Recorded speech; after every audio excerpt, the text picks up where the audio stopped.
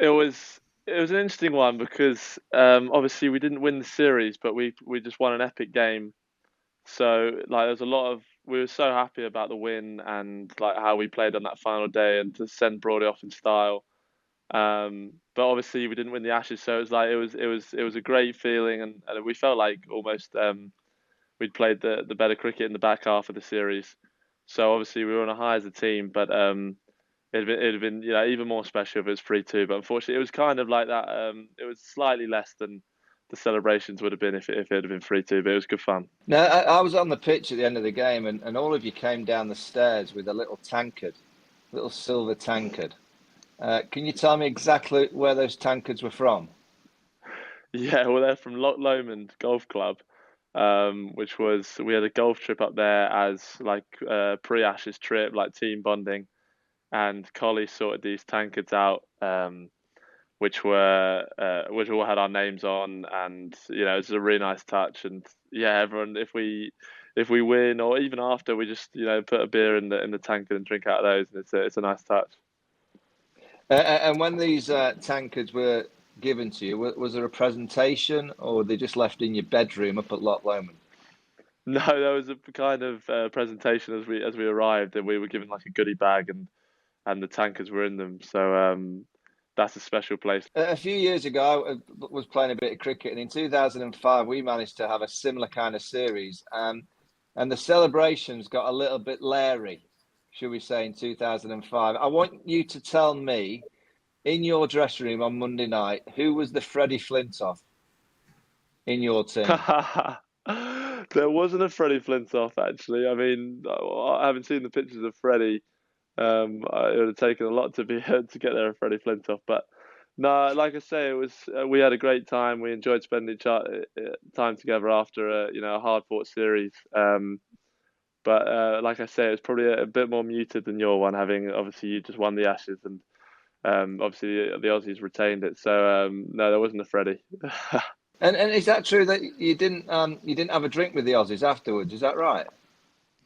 Yeah, it was a shame that the timings just didn't work. Obviously, both teams do a debrief, and your ours is usually a bit shorter than it would have been Monday night. But we had Brody leaving, Mo leaving, and one of the physios, Griff, was leaving as well. So we had our normal debrief plus a send off for those guys. And so we were just in there a bit too long and didn't quite work for the Aussies. So that was a shame, but it wasn't anyone's fault. It was just the timing just didn't quite work. And let's just talk that last day. I mean, it was remarkable, the atmosphere. Obviously, Brody's last day playing, the rain break that came, and then you came back out, and Wokesy produced one of the most incredible spells. What was said in that rain break? Was there any motivational chats, or did anyone come up with any tactical genius that allowed you to go out and do what you did in that last session?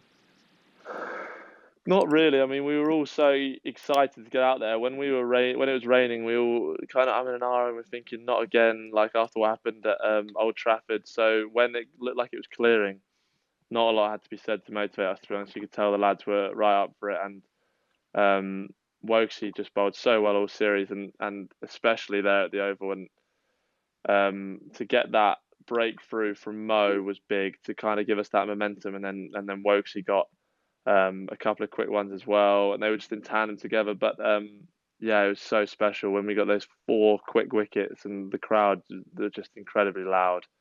It was one of the most special. Well, it was easily in the top few moments I've had on a cricket field, and yeah, it was just awesome to be a part of it. And who was the genius that put that older, newer ball in the box that you managed to get the older ball swapped for? I'm not sure. Maybe one of the support staff snuck in there and put it in, but I mean, it was a nice touch. It was a nice touch for us. I mean, you get good breaks and bad breaks throughout the series, and we've both sides had their share of good breaks at times, and bad breaks, and it's fair to say that was certainly a good break for us, and it probably made the difference in the end because the ball we had before wasn't doing much. Just let's talk Stuart Broad in his last week in the dressing room. What was he like inside those four walls of the dressing room? He was incredibly calm, to be honest. He didn't want too much made of it. The way he announced it to us was very calmly, like almost laissez-faire. He did an announcement about Pig first while he was doing it, because he's the chairman of our Pig club when we play the football in the morning. And he passed over the reins to Ben Duckett, and we thought that was it. And then he said, "This is going to be my last game, lads." And that was broadly all week, to be honest. He didn't want to fuss.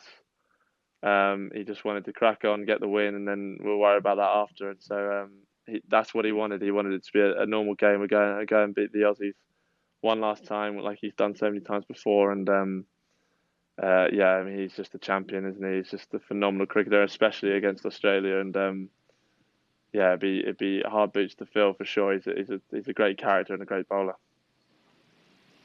So let's get this right. On Saturday night, he's called a team meeting to announce something about Pig, and then he slips it at the end that he's retiring. And that's the first you all knew.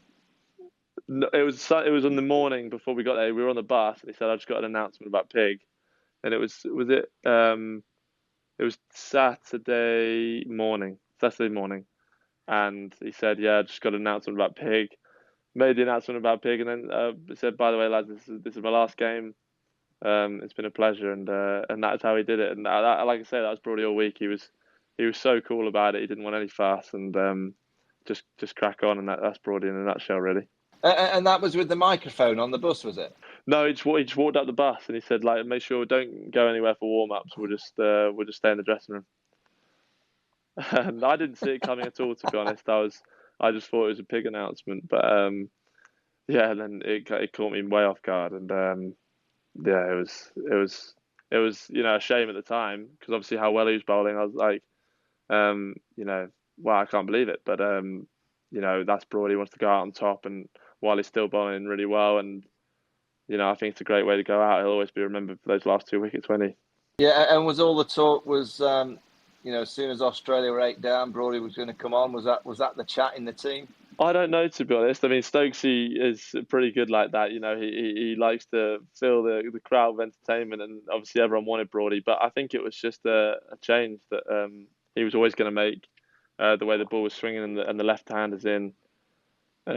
Brody, could always find that edge, and yeah, so it worked out perfectly in the end. But I'm not sure if that was on purpose or just part of it. Always had been the plan, but that's Stokesy. We'll never quite know with Stokesy.